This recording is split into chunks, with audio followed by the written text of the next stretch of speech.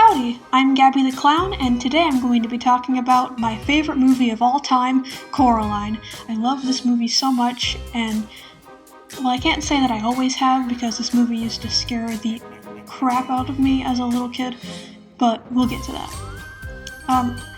This movie is very special to me. It's my number one favorite movie ever, and it probably will be until the day I die, to be honest. I can't really see anything dethroning it at this point.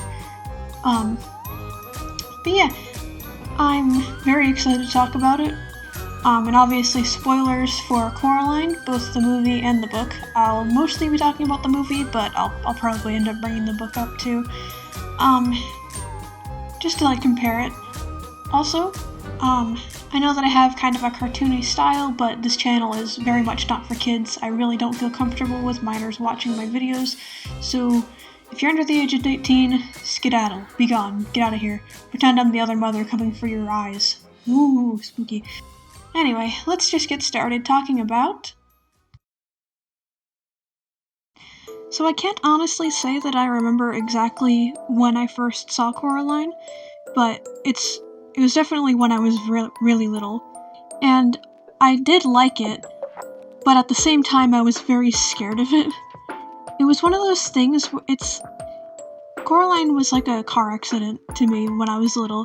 It was something that was made me really uncomfortable and nervous, but I also couldn't stop thinking about it and thinking that it was cool at the same time. If that makes sense? I hope it makes sense. So when I was little, it also kind of ended up giving me a fear of anything with button eyes. So I had these little Lalaloopsy baby dolls, and one of them had blue hair, and I was really scared of it for a long time. I thought it was really creepy, but in hindsight it was not scary at all. It was just this little baby doll in a polar bear costume. It was really cute, actually, and I'm sad that I'm honestly kind of sad I don't have it anymore. It was really freaking cute. But I was terrified of it. I would whenever we went over to a babysitter's house, I would intentionally try to leave it there or lose it. But it always ended up getting brought back to me oh, sweetie, you forgot your doll, there it is. I was oh, thanks. So, eventually I just ended up burying it at the bottom of my toy container, only to jump scare myself every time I would accidentally unearth it. I did that instead of just, getting rid of it like a normal person would if they were scared of something, because I saw Toy Story, and I didn't want to, hurt their feelings, or, make them mad at me. I didn't want to be responsible for another Lotso. So, yeah, Child's Play wasn't the toy movie that made me scared of dolls. It was a combination of Coraline and Toy Story. Oh, and it wasn't just, the little Lalaloopsy baby doll. One of my older cousins was, trying to learn how to make plushies, I think. I don't remember why she made it, but she made a Coraline doll out of, some scrap fabric, and she was oh, you like Coraline, right? So she gave it to me, and I was too scared to, get rid of it, as I already mentioned. So I would just, bury it at the bottom of all my other plushies, like the Lalaloopsy doll, only to inevitably, terrify myself when I would, go looking through my toys for something else. And I think eventually my mom, found out that I was scared of the doll, and she, one time before bed, she, picked it up, and she was this isn't scary, I was I know. She's it's just a doll that, your cousin made, it's not gonna get you. It's I know, but I'm still scared of it. So she decided to make a joke out of it, which actually, unironically, really helped me to stop being scared of it. She was woo! She started, doing an impression of the other mother, but, in a kind of silly way. She, waved it in my face and was don't leave me, I'll die without you! The other mother does, at the end, towards the end of the movie, which is, it's kind of the only part that still makes me nervous about the movie, but she did it in, like, a funny way, so it was, like, it helped me, like, to stop being scared of it, at least as scared of it as I was. I was still a little bit nervous, but, like, it wasn't, like, crippling anymore. So shout out to my mom, she's awesome. But yeah, after that, I kind of stopped being as scared of Coraline, and I started, like, thinking about it from the perspective of making a movie and not as, like, a real thing. And when I started thinking about it as, like, a creative project, I was like, oh, this is actually really cool. So I watched, like, behind-the-scenes videos and stuff, and eventually it just kind of, like, became, like, my favorite movie. It's just, like, from being, like, absolutely terrified of it to coming to appreciate it as a movie. And it didn't take long for it to be, like, it wasn't my favorite movie yet, but I did really, really like it. And for a while, the only movie that scared me after Coraline stopped scaring me was, 9, which was also really funny because, my little brother, was scared of Coraline, but he loved 9. And I was terrified of 9, but I loved Coraline. So we would both just, like, argue about which one was scarier all the time. Or, like, I would be like, how can you like 9? People get their souls sucked out in that. And he's like, that's not scary. Coraline is way scarier than that. So we would just, like, debate each other. And it was really fun. Neither of us are scared of either of those movies anymore. At least as far as I'm aware. I'm not scared of 9 anymore. But yeah, Coraline's just really freaking awesome. Over the course of my life, I'm pretty sure I've dressed up as Coraline at least 3 or 4 times for Halloween. I actually still currently have, like, a lot of costume parts for it. And, Coraline also, like, helped me to find my love of stop-motion animation. When I was little, on our 3DS, there was, like, a mode on the camera that, like, you could make stop-motion stuff. So I would make, like, stupid little stop-motion, animations that were, like, 2 seconds long. I'll show them here if I'm able to. If I'm not, just ignore this part. But yeah, I would do that. And I've always, like, really wanted to do something with stop-motion because it's really freaking cool. And now I kind of am.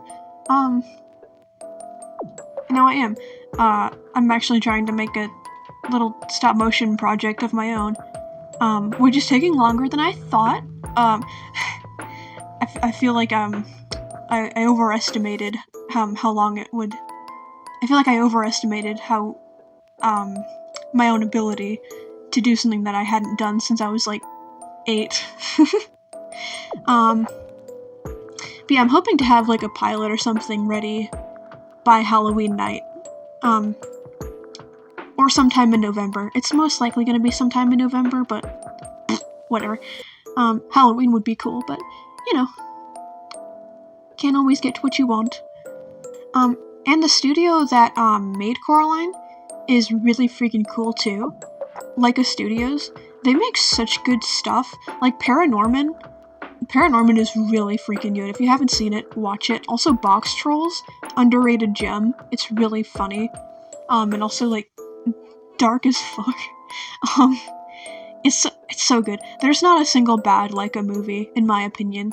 There's, like, ones that are, like, not as good as the other ones, but, like, compared to, like, any other studio, I genuinely think that, every Leica movie is really good in its own right. Just, like, varying degrees of, like, peak. Coraline is my favorite, though, obviously, because it's my favorite movie ever of all time, out of all movies that I've seen. And I genuinely don't think that anything will ever top it, because I've seen a lot more movies than I did when I was younger. Obviously, I'm, like, 20 now. I've seen, like, movies that came close to, like, taking the title of my favorite movie. Like, Who Framed Roger Rabbit? Dude, that movie is freaking awesome. I'll probably make a video on that one someday, too, but, yeah, Who Framed Roger Rabbit is a very, very close second. Some days they're tied. But, yeah, Coraline is always in the number 1 spot. And it always will be, as far as I'm aware.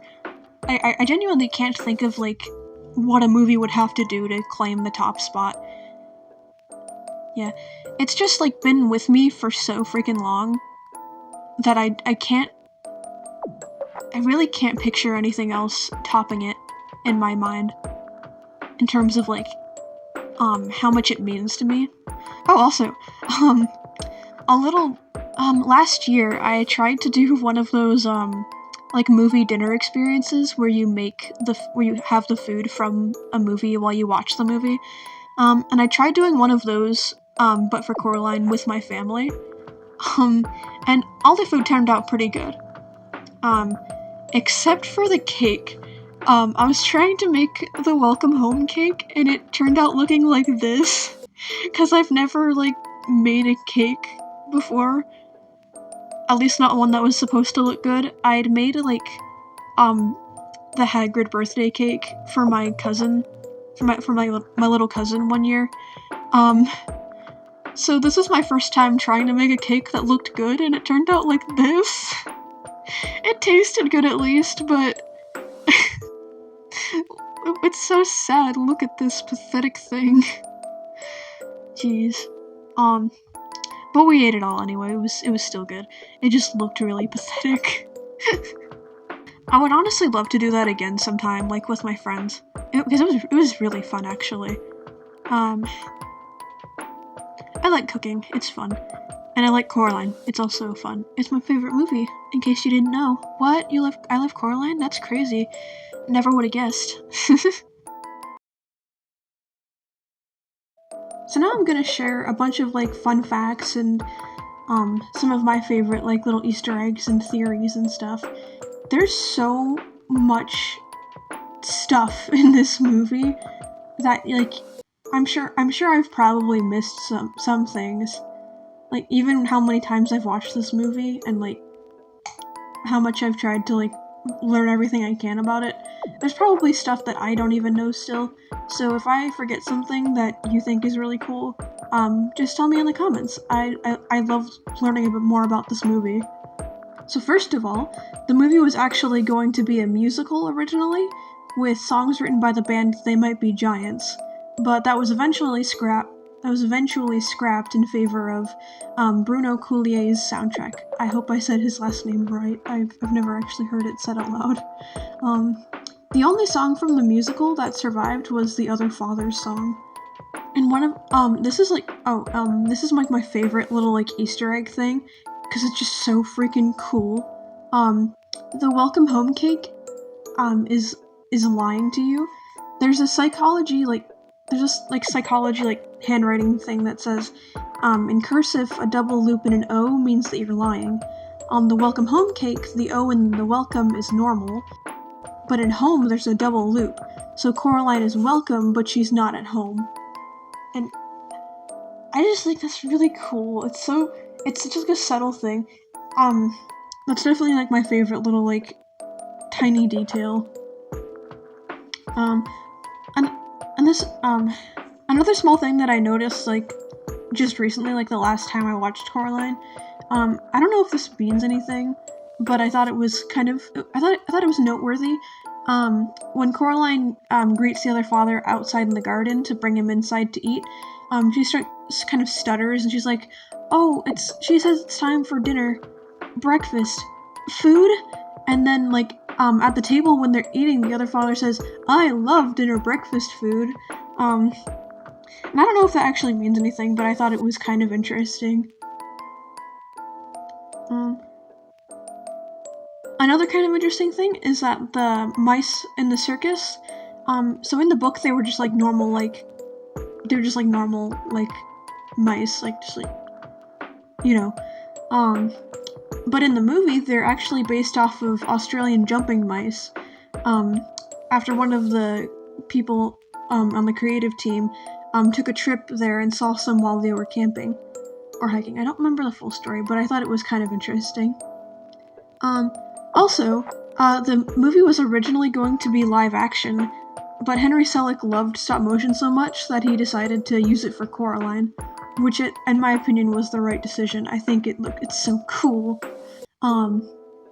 Also, contrary to popular belief, Tim Burton did not direct Coraline. It was actually directed by Henry Selick, who also directed The Nightmare Before Christmas, but he never gets credit for it because it's called Tim Burton's Nightmare Before Christmas, even though Tim Burton didn't actually direct it. He just helped produce it. Because he was actually working on, I believe he was actually working on his second Batman movie, which is also good, but yeah, it kind of sucks that Henry Selick, not only doesn't get credit for Nightmare Before Christmas, but he also, a lot of times doesn't get credit for Coraline.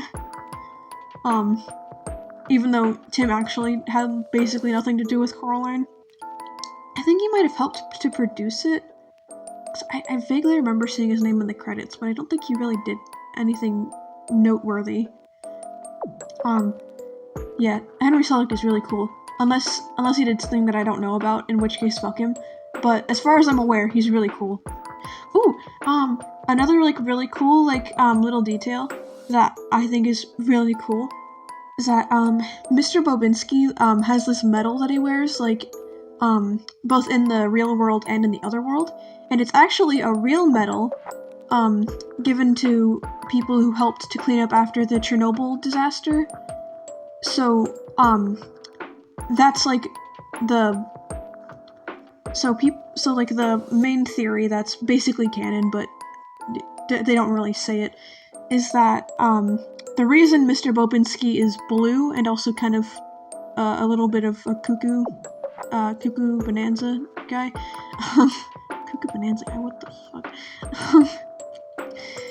The reason he's the way that he is because he got exposed to radiation, and it kind of fucked with him while he was helping with Chernobyl, which I think is really interesting.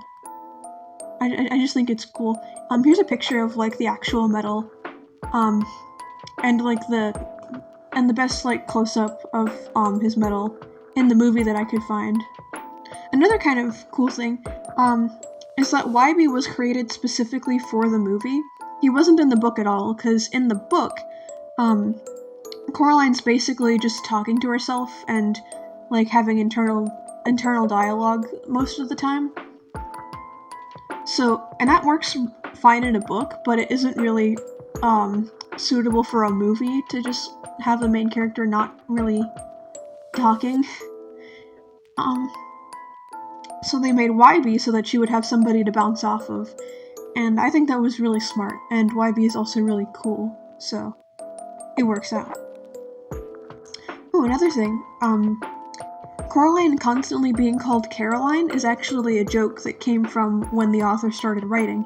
She was originally going to be named Caroline, but the author accidentally wrote Coraline instead, and he liked it so much that he ended up keeping it.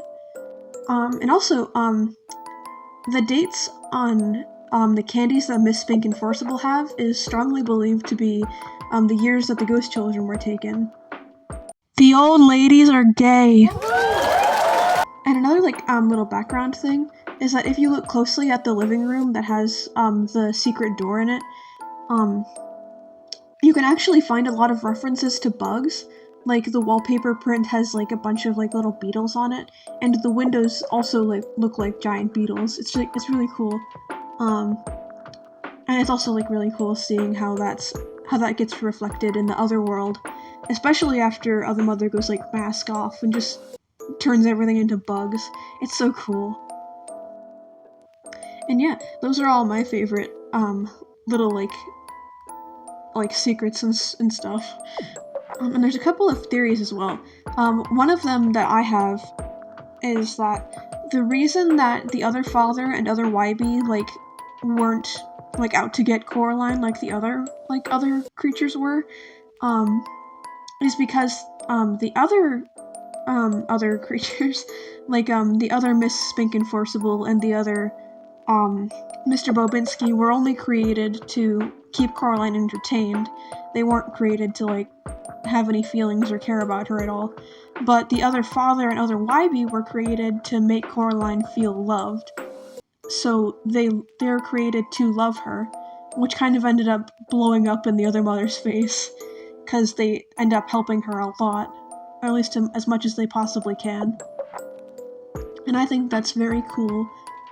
And another theory that I saw like a long time ago, but I don't personally believe it, but I think it's interesting enough to like talk about, is that the other cat, there's actually two like big theories with the other cat that I remember seeing, and one of them is that he's actually the father of YB's grandmother and the sweet ghost girl, and he like found out that his daughter had been taken by the other mother, so he went over there to try and save her, and he ended up getting turned into a cat. Which I don't personally believe, but I think it's a really interesting theory. Another theory involving him is that he was also a child who was like getting lured in, and he was like about to get his button set into his eyes, but he only got like one eye in, so his soul was like halfway gone, and then he was like, actually no, I'm gonna go. So he tried to escape, and like part of his soul ended up like possessing a cat or something. It's pretty far-fetched. He doesn't sound like a child for one thing, and also like it just doesn't really make much sense. But I think it's interesting. I think if either of them were gonna be true, I think it's more likely the dad like trying to rescue his kids than like a kid with his soul halfway out just decided to leave and ended up possessing a cat. I think that's kinda, it doesn't make much sense to me. Ooh, and another theory that I remember seeing is that Coraline never actually escaped.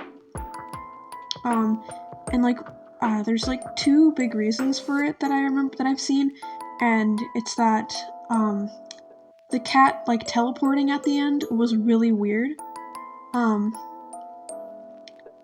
Like how was he able to do that? And also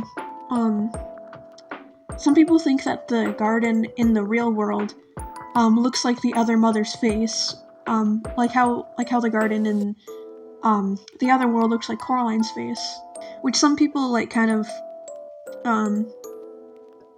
think means that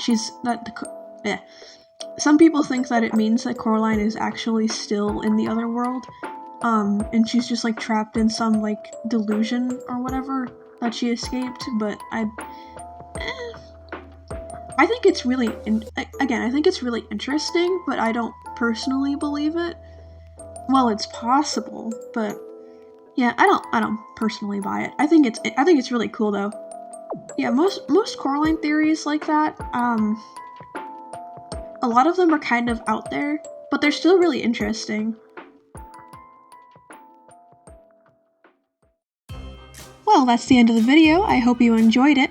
If you did, please leave a like. It would mean a lot to me.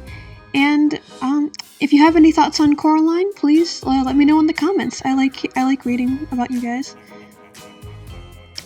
Next week, I'm going to be talking about the Haunted Mansion book series, which in my opinion is the best Haunted Mansion anything. They're so good, dude. Honestly, I've been wanting to talk about those books since I made the channel, but I had already made like 3 Haunted Mansion videos in a row, and I didn't want to just be a Haunted Mansion channel, but I'm really excited to finally talk about them next week. I really, really, really, really hope that you'll stick around for that, because I'm so freaking excited. I don't think I've been this excited to talk about something since my Inscription video. Dude, it's gonna be hype. It's gonna be peak. Hopefully, hopefully I can do the books justice. But yeah, be there or be square. Alright, And this video actually ended up being a lot shorter than I thought it was going to be, but I hope you still enjoyed it. And I hope that you have a great night, day, or whatever time it is where you are. Cheers!